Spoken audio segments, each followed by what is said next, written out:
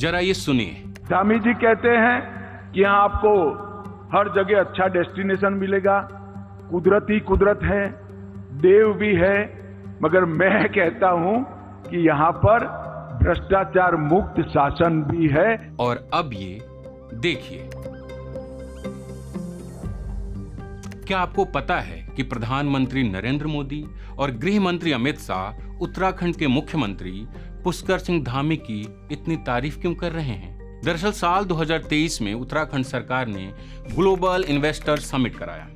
सरकार ने दावा किया कि 1779 एमओयू के जरिए 3,56,889 करोड़ रुपए का निवेश समझौता हुआ है, एमओयू हुआ है। यानी ये कंपनियां वादा की कि इतने पैसे वो उत्तराखंड में निवेश करेंगी। इसको लेकर खूब खबरें छपी। जून 2025 उत्तराखंड सरकार ने दावा किया कि ग्लोबल इन्वेस्टर समिट 2023 में जो एमओयू हुए थे उसमें से 1 लाख करोड़ रुपए से ज्यादा के निवेश जमीन पर उतर चुके हैं, यानी इसकी ग्राउंडिंग हो चुकी है। इसको लेकर बड़े बड़े विज्ञापन भी छपे। ऐसा ही एक विज्ञापन मुझे दिल्ली और देहरादून में दिखा, जिसे देखकर लगा कि उत्तराखंड में वाकई बड़ा विकास हुआ है।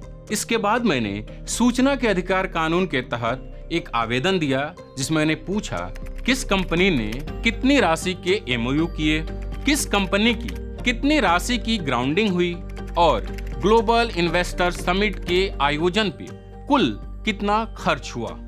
जिसके जवाब में ये दस्तावेज मुझे उत्तराखंड निदेशालय की तरफ से भेजा गया। लेकिन उत्तराखंड के उद्योग निदेशालय ने हमें जो जवाब भेजा उससे कई सवाल खड़े हुए। जब आप सुनते हैं कि कोई सरकार ग्लोबल इन्वेस्टर समिट कर रही है तो आपके दिमाग में क्या आएगा? बड़ी बड़ी कंपनियां, बड़े बड़े कारखाने और हजारों नौकरियों की तस्वीरें। लेकिन उत्तराखंड की ग्राउंडिंग सूची में हमें मिला आटा चक्की, खाद की दुकान और छोटे क्लिनिक। हम आपको बताएं कि ग्राउंडिंग में क्या क्या हुआ, उससे पहले ये जान लेते हैं कि ग्लोबल इन्वेस्टर समिट पर खर्च कितना हुआ। कुल 100 करोड़। यह जानकारी हमें आरटीआई के जवाब में मिली। उत्तराखंड सरकार ने किन कंपनियों के साथ एमओयू किया है, उन्होंने हमें वो लिस्ट नहीं दी। ऐसा क्यों किया, ये हम आपको आगे बताएंगे। लेकिन ग्राउंडिंग की जो लिस्ट हमें दी गई, इसमें 3 दर्जन आटा चक्कियों के नाम है। सबका 1 से 2 लाख का इन्वेस्टमेंट दिखाया गया।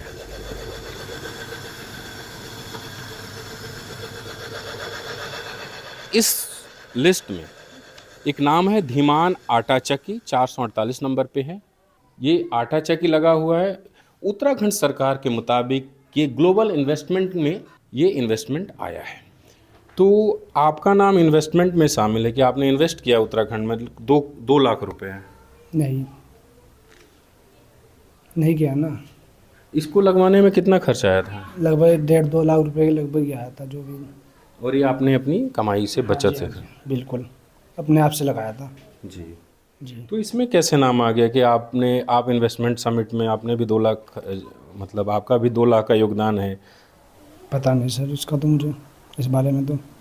इन्वेस्टमेंट समिट क्या होता है आपको पता है? नहीं जी, कोई पता नहीं।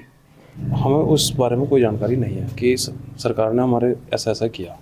सर इसमें जो 2 लाख दिखा रहा है, आपने मुझे कुछ दस्तावेज भी दिखाए थे, उसमें भी सेम है। तो क्या आपने ये किस लिए भरा था? ये एक लाइसेंसिंग प्रक्रिया है जी।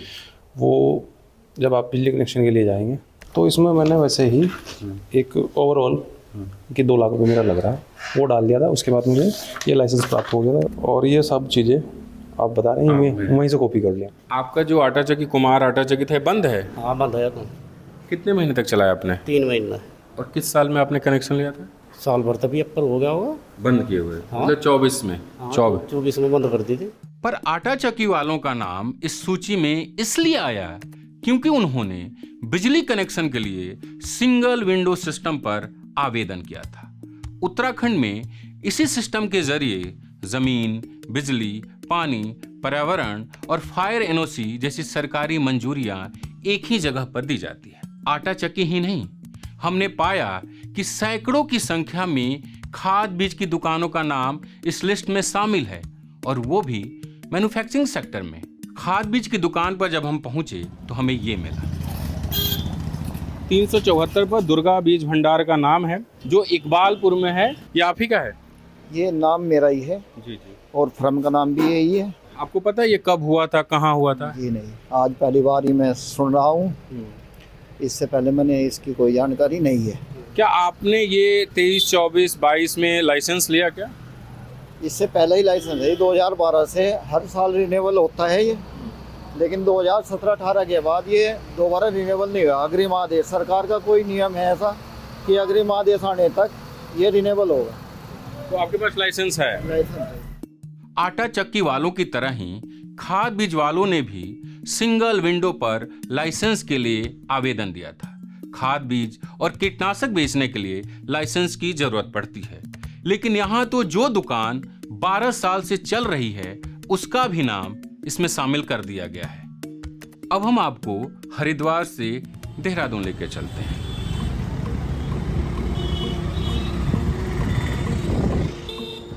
आपको राहुल भट्ट क्लिनिक नजर आ रहा है। इसका भी नाम इस ग्राउंडिंग वाली लिस्ट में शामिल है। नहीं सर, इसके बारे में मुझे कोई जानकारी नहीं है कि किस तरह से जो है ये इन्वेस्टमेंट मेरे नाम पे किया गया है। आपका जो अस्पताल है ये जहाँ पे अभी हम मौजूद है, जी, ये कब से चल रहा है? 3 to 4 ईयर्स हो चुके हैं, 3 से 4 साल। अच्छा जी। इसमें इस अस्पताल के बनाने में कोई गवर्नमेंट से सहयोग भी लिया था? नहीं, ये मेरा इंडिविजुअल प्राइवेट क्लिनिक। तो आपने देखा कि राहुल भट्ट को ही नहीं मालूम कि उनका नाम इस लिस्ट में कैसे आ गया। ऐसे और भी कई छोटे छोटे क्लिनिक का नाम इस लिस्ट में शामिल है। आखिर इन लोगों का नाम इस लिस्ट में कैसे आया? इसका जवाब हमें मिला देहरादून के माल देवता में मौजूद विजय खंडूरी के क्लिनिक पर पहुंचने के बाद। ये जहाँ तक मार्च 2023 की बात है सर। पहले हमें होता था कि मेडिकल पॉल्यूशन बोर्ड से एनओसी लेनी होती थी, पर बाद में कुछ हुआ कि पॉल्यूशन बोर्ड से भी एनओसी लेनी पड़ेगी। सरकार की साइट जो थी वो चल नहीं रही थी, तो फिर उन्होंने इंडस्ट्रियल साइट पे जो है हमें डॉक्यूमेंट्स अपलोड करने के लिए कहा था। तो इंडस्ट्रियल साइट की वजह से हो सकता है कि डाटा आपके पास पहुंचा हो। तो क्या आप उम्मीद करते हैं कि ग्लोबल इन्वेस्टर समिट जो इतना बड़ा आयोजन था उसमें ये इन्वेस्टमेंट आएगा? क्या इसे इन्वेस्टमेंट कहा भी जाएगा? ये सवाल हमने पूछा भारत सरकार के पूर्व वित्त सचिव सुभाष चंद्र गर्ग से। तो ये ऐसा लग रहा है कि भाई सरकार को उस समय ये दिखाने के लिए कि हमारे यहाँ पे कुछ काफ़ी ग्राउंडिंग हो गई, तो सरकार ने बहुत सारी चीज़ों को इकट्ठा कर लिया जो ओरिजिनल नहीं भी थे, उनको भी शामिल करके, और ये छोटे जो कुछ भी है तो सही है गलत है उनको भी शामिल करके, तो ये प्रयास ऐसा लगता है कि ये बात दिखाने के लिए, इसको जस्टिफाई करने के लिए कि भाई हमारे यहाँ पे 3 लाख करोड़ में से 1 लाख करोड़ इन्वेस्टमेंट आ गया है, ये उसका प्रयास है, ये इन्वेस्टमेंट नहीं है। लेकिन जब हमने इस इन्वेस्टमेंट को लेकर उद्योग निदेशालय के एडिशनल डायरेक्टर से बात की तो सुनिए वो क्या कहते हैं। जो हमारा इन्वेस्टमेंट समिट का जो ड्यूरेशन था, उस ड्यूरेशन में जनपद स्तर पे जो छोटे से छोटा इन्वेस्टमेंट, माइक्रो लेवल का हो, स्मॉल हो, मीडियम हो, वो भी अगर जो है कोई सिंगल विंडो सिस्टम के थ्रू हमारे कैप्चर हुआ तो हमने उसको जो है एक सम्मान देने की दृष्टि से उसको हमने इन्वेस्टमेंट में काउंट किया। तो आपने सुना, एडिशनल डायरेक्टर कह रहे हैं कि आटा चक्की और खाद बीज का इन्वेस्टमेंट बहुत छोटा है और इन्हें सम्मानित करने के लिए हमने इस लिस्ट में डाला है। दिलचस्प ये है कि उन्होंने जिसको सम्मानित किया उन्हें खुद ही नहीं पता कि उनका सम्मान हुआ है। ये जो ये जय किसान है, ये आप ही की शॉप है? जी है, मेरी शॉप है। कब से आप चला रहे हैं इसको? लगभग 2023 से हम इसको चला रहे हैं। 23 में हमने रजिस्ट्रेशन कराया था अपना, जब से हम इसको चला रहे हैं। ये ग्लोबल इन्वेस्टमेंट समिट हुआ था 2023 में, आपको इसके बारे में जानकारी है? इसके बारे में नहीं जानकारी नहीं है। अधिकारी के जवाब के बाद हमने सोचा कि ग्राउंडिंग वाले लिस्ट में मौजूद टॉप 10 इन्वेस्टमेंट को देखते हैं। जब हमने ये देखा तो उसमें से 8 सरकारी पीएसयू हैं, 10 में से 8 सरकारी पीएसयू, 8 में से 3 UJVNL, 4 THDCIL UJVNL energy company limited और 1 सिडकुल से जुड़ा है। यूजेवीएनएल की वेबसाइट पर जब आप जाएंगे तो लिखा है UJVN limited is the wholly owned corporation of the government of Uttarakhand, यानी यूजेवीएनएल उत्तराखंड सरकार का पूर्ण स्वामित्व वाला निगम है। वहीं टीएचडीसीआईएल यूजेवीएनएल एनर्जी कंपनी लिमिटेड ये UJVNL और THDCIL से मिलकर बनी कंपनी है जो दिसंबर 2023 में बनी थी। THDCIL भारत सरकार की PSU है।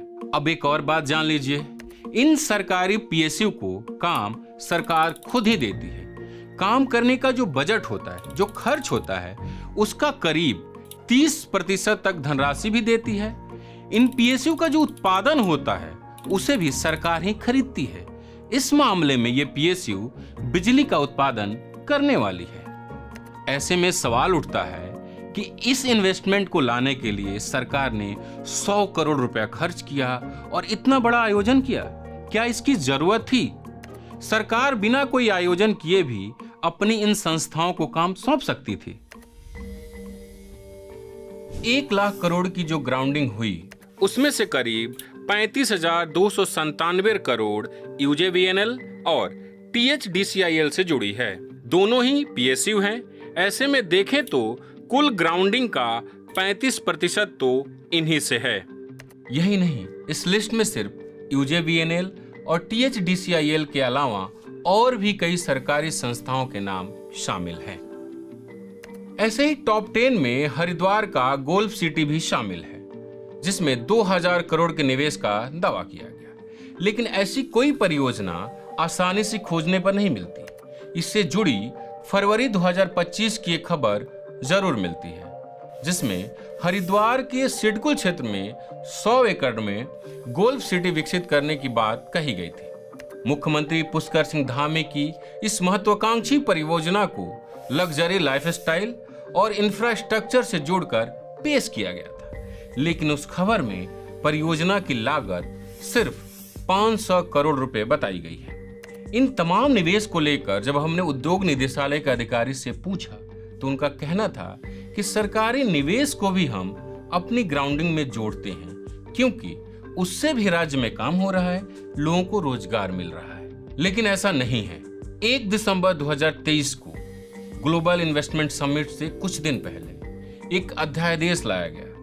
उसमें सरकारी इन्वेस्टमेंट को भी ग्राउंडिंग से जोड़ा गया। इससे पहले ऐसा नहीं था। आप खुद देख लीजिए। Global investment summit basically private sector investor को अट्रैक्ट करने के लिए बुलाई जाती है।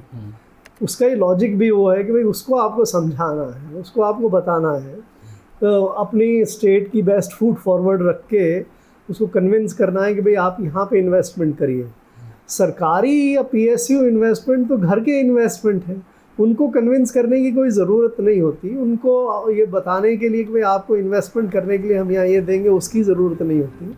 स्टोरी की शुरुआत में मैंने बताया था कि उत्तराखंड उद्योग निदेशालय ने हमें किन कंपनियों के साथ MOU किया था उसकी लिस्ट नहीं दी।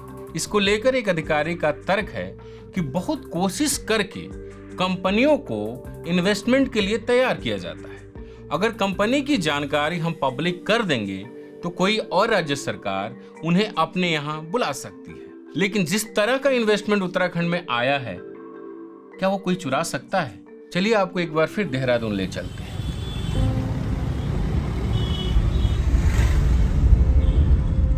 यहाँ एक बहुत पुराना स्कूल है जो स्पेशली एबल्ड चिल्ड्रन को लेकर काम करता है। इसे लतिका राय फाउंडेशन चलाता है।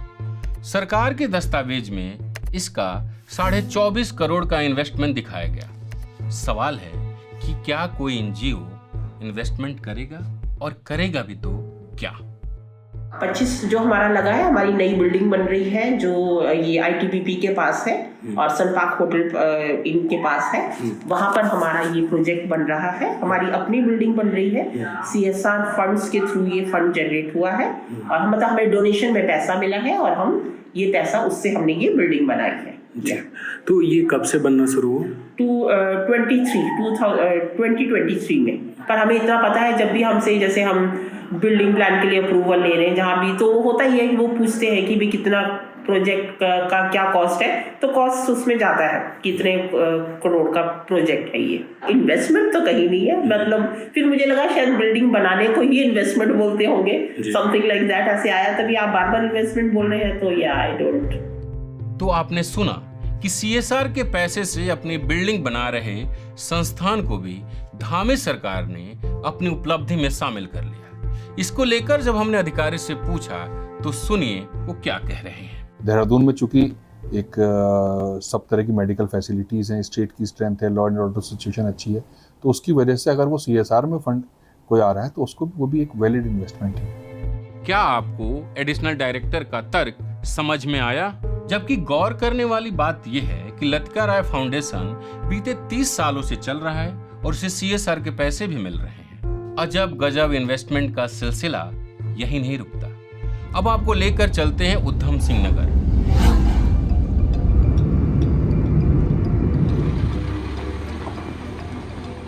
यहाँ पर सूद एग्रो लिमिटेड का 562 करोड़ का इन्वेस्टमेंट दिखाया गया। जब हमने सूद एग्रो के मालिक को दस्तावेज दिखाए तो वो खुद हैरान रह गए। सुनिए उन्होंने क्या कहा। मेरे सामने ये एक RTI द्वारा प्राप्त सूचना उत्तराखंड गवर्नमेंट से मेरे सामने रखी है, जिसमें सूद एग्रो इंडस्ट्रीज उधम सिंह नगर का इन्वेस्टमेंट 562 करोड़ दिखाया गया है, जो कि गलत है। कितना आपने इन्वेस्ट किया होगा? तो 3-4 करोड़ का होगा प्रोजेक्ट, और क्या होगा। उसमें आप क्या करते हैं? बीज विधायन। बीज विधायन। उधम सिंह नगर के काशीपुर में सिडकुल है। सिडकुल भी उत्तराखंड सरकार की ही एक संस्थान है। सिडकुल क्षेत्र में DSK फूड्स नाम की कंपनी का 230 करोड़ से ज्यादा का इन्वेस्टमेंट इस दस्तावेज में दिखाया गया। जब हम इस निवेश की हकीकत जानने के लिए पहुंचे तो पता चला कि ये कंपनी कभी जमीन पर उतरी ही नहीं। सिडकुल के एक वरिष्ठ अधिकारी ने न्यूज लॉन्ड्री को बताया कि कंपनी को 4 साल पहले साल 2022 में जमीन अलॉट की गई थी। जमीन के पैसे कंपनी नहीं दे रही थी। कई बार उससे संपर्क किया गया। जब कंपनी ने पेमेंट नहीं की तो उसका जमीन का जो अलॉटमेंट था उसे कैंसिल करने के लिए सिडकुल के मुख्य कार्यालय देहरादून को पत्र भेज दिया गया।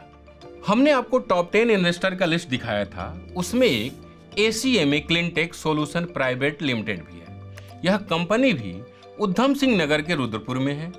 जब न्यूज लॉन्ड्री की टीम यहां पहुंची तो यह बंद मिला।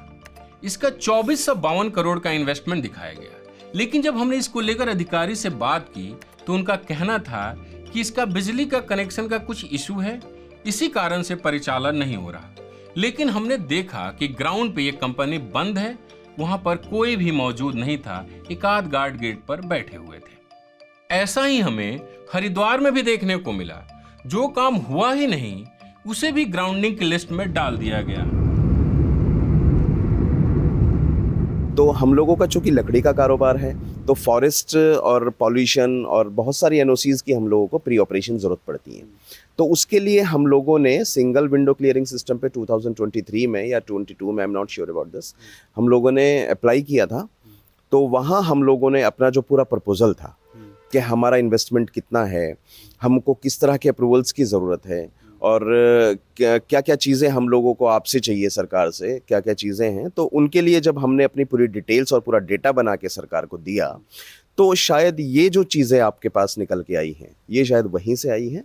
और ग्लोबल समिट में तो हम लोगों ने कोई मलिक टिम्बर्स है, उसकी अभी वर्तमान में क्या स्थिति है? अभी NOC नहीं मिली है हमें, लगभग 5 साल हो गए हमें वन विभाग से NOC के लिए ना। फिर हम उसको हार के अभी पिछले 4-5 महीने पहले हाई कोर्ट नैनीताल में गए, वहाँ पे हमारी विचारधीन है। तो आप कह रहे हैं कि जो इस डॉक्यूमेंट में दिखाया गया कि ग्राउंडिंग हो गई है 11 लाख रुपए की मलिक टिम्बर्स की, वो अभी तक उसने कोई काम वाम शुरू नहीं किया है? नहीं, वो तो क्योंकि NOC नहीं मिला। वो तो हमने प्रपोजल बना के दिया था।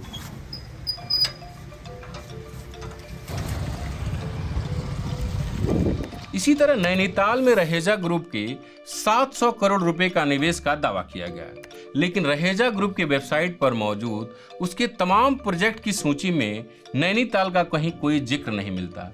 न कोई पूरा हुआ प्रोजेक्ट, न निर्माणाधीन।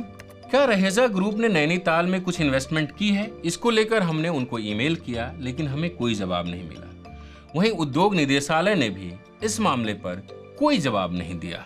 एक मामले में तो हमें गजब हैरानी हुई। ग्राउंडिंग वाले दस्तावेज में बताया गया कि ब्लूडेंज इंडस्ट्री प्राइवेट लिमिटेड नाम की एक कंपनी ने हरिद्वार में 1200 करोड़ रुपए का इन्वेस्टमेंट किया है। लेकिन जब न्यूज लॉन्ड्री ने इस कंपनी के बारे में तहकीकात शुरू की तो सामने आया कि फाइनेंशियल ईयर 2021-22 से लेकर 24-25 तक इस कंपनी का ऑपरेशन से रेवेन्यू 0 है। वहीं मिनिस्ट्री ऑफ कॉर्पोरेट अफेयर्स पर मौजूद इस कंपनी के दस्तावेजों के मुताबिक इन सालों में इस कंपनी में कोई कर्मचारी नहीं था। इसके बारे में जब हमने डिप्टी डायरेक्टर से पूछा तो उनका कहना था कि इस कंपनी के पास 30 एकड़ की जमीन है, लेकिन जब हमने इसकी तहकीकात की, इसका बैलेंस शीट देखा तो उसके मुताबिक कंपनी के पास 1 करोड़ 38 लाख रुपए की जमीन है। अब आप ही बताइए कि हरिद्वार में 1 करोड़ 38 लाख में 30 एकड़ जमीन, वो भी कारोबार करने लायक, कहाँ मिलेगा। एक बार फिर उधम सिंह नगर चलते हैं। यहाँ के रुद्रपुर सिडकुल के पास देवभूमि इंफ्रा प्रोजेक्ट्स प्राइवेट लिमिटेड का प्रोजेक्ट भी इसी तरह के सवालों में घिरा है। सरकार के मुताबिक इसमें 1000 करोड़ रुपए का निवेश हुआ। न्यूज लॉन्ड्री की टीम जब मौके पर पहुंची तो स्थानीय जानकारी और दस्तावेजों से पता चला कि सिडको ने यह जमीन ऑक्शन के जरिए देवभूमि ग्रुप को अलॉट की है।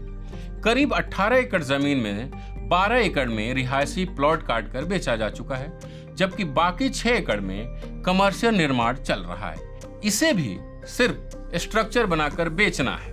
देवभूमि ग्रुप के एक वरिष्ठ कर्मचारी को जब हमने उद्योग निदेशालय का ये दस्तावेज दिखाया तो उनका कहना था कि 1000 करोड़ रुपए के निवेश का दावा गलत है। उनका कहना है कि पूरे प्रोजेक्ट को बेचने के बाद भी इसकी कीमत 500 करोड़ रुपए तक नहीं पहुंचेगी। इस मामले में हमने देवभूमि ग्रुप को आधिकारिक ईमेल भेजा। जवाब मिलने पर उसे भी रिपोर्ट में शामिल किया जाएगा।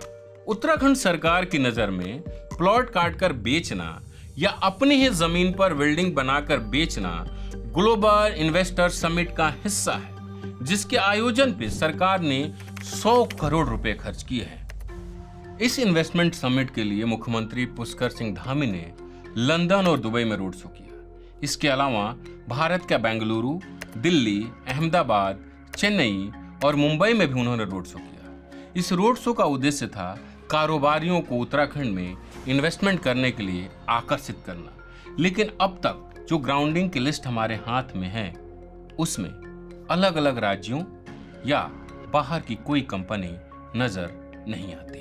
जो यूनिवर्सिटी है ही नहीं उसका भी नाम ग्राउंडिंग में शामिल है। उत्तराखंड सरकार के दस्तावेज के मुताबिक हायर एजुकेशन सेक्टर में 6675 करोड़ रुपए का MOU हुआ, जिनमें से 2025 तक 5090 करोड़ रुपए की ग्राउंडिंग दिखाई गई। इसमें सबसे बड़ा हिस्सा करीब 3200 करोड़ रुपए UPES का है, जिसका जिक्र हमने टॉप 10 के निवेशकों में किया है।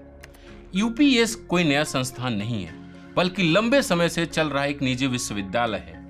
निवेश का दावा समझने के लिए न्यूज लॉन्ड्री की टीम ने इनके वरिष्ठ अधिकारियों से बात की। उन्होंने हमें कहा कि आप ईमेल पर सवाल भेज दीजिए, हम आपको जवाब देंगे। लेकिन हमने उनको ईमेल किया, कई दिन गुजर जाने के बावजूद उनका जवाब नहीं आया। इसके अलावा इस लिस्ट में ऐसे कई विश्वविद्यालयों के नाम शामिल है जो है ही नहीं, जैसे ट्रांसविज यूनिवर्सिटी नहीं है, यह एक स्कूल है। योगानंद यूनिवर्सिटी नहीं है, इंपीरियल यूनिवर्सिटी नहीं है और स्कॉटिश वुड यूनिवर्सिटी है ही नहीं। वहीं जगत यूनिवर्सिटी का नाम भी कहीं भी हमें सर्च करने पर नहीं मिलता, जबकि आप देखें तो इनका करोड़ों का इन्वेस्टमेंट दिखाया गया है। उत्तराखंड सरकार की यूनिवर्सिटी वाली लिस्ट में भी इनका कहीं नाम नजर नहीं आता। तो अब तक आपको उत्तराखंड सरकार की करोड़ों की लागत से की गई ग्लोबल इन्वेस्टमेंट समिट की हकीकत समझ में आ गई होगी। लेकिन रुकिए, इस ग्राउंडिंग वाली लिस्ट में कुछ नाम ऐसे हैं जो समिट के कई महीनों या 1 साल बाद बने हैं, जो आप अभी स्क्रीन पर देख रहे हैं। ऐसे में सवाल उठता है कि इन कंपनियों ने क्या MOU किया था? ऐसा तो मुमकिन नहीं है।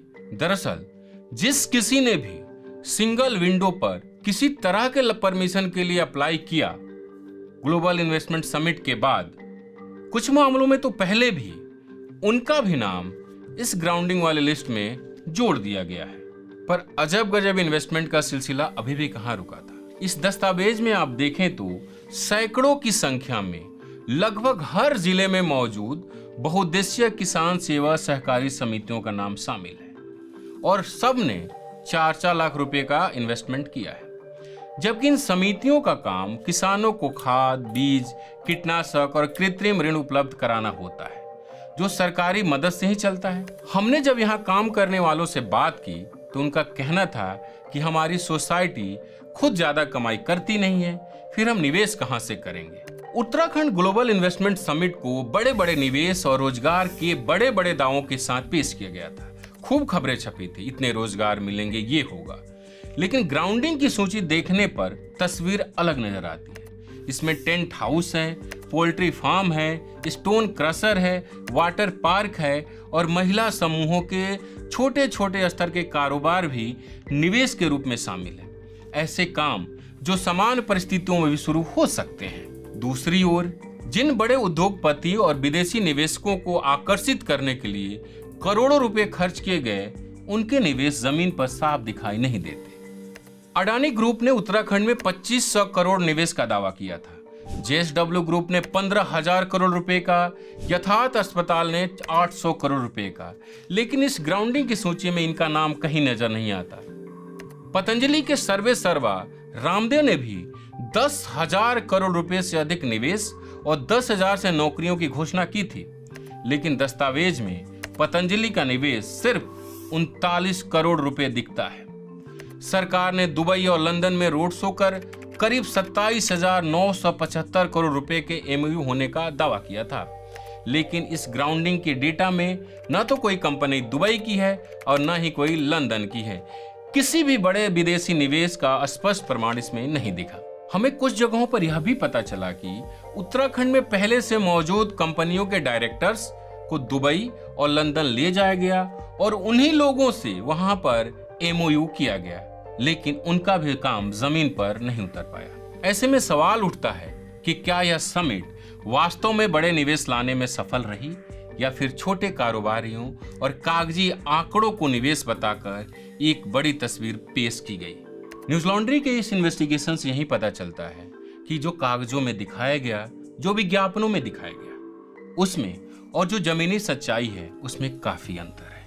आप जानते हैं कि न्यूज लॉन्ड्री किसी से विज्ञापन नहीं लेता, ना ही कॉरपोरेट से और ना ही सरकार से। इस स्टोरी को करने में हमें लगभग 2 महीने लगे। पहले RTI फाइल करके दस्तावेज का इंतजार करना, दस्तावेज आने के बाद उसको पढ़ना, उसके बाद ग्राउंड पर जाके इन आटा चक्की वालों को ढूंढना, खाद बीज के दुकान वालों को ढूंढना, छोटे छोटे अस्पतालों को ढूंढना। उधम सिंह नगर, देहरादून, हरिद्वार, नैनीताल, हल्द्वानी, इन कई जगहों पर मैं गया। उसके बाद शूट एडिट, आप जानते हैं कि कितना सारा समय लगता है, और ये सब हम आपके सहयोग से करते हैं, क्योंकि आपको हमने बताया कि हम किसी से विज्ञापन नहीं लेते। आप चाहते हैं कि इस तरह की रिपोर्ट आप तक पहुंचती रहे तो न्यूज लॉन्ड्री को सब्सक्राइब करिए। आपका सहयोग ही हमारी ताकत है। धन्यवाद।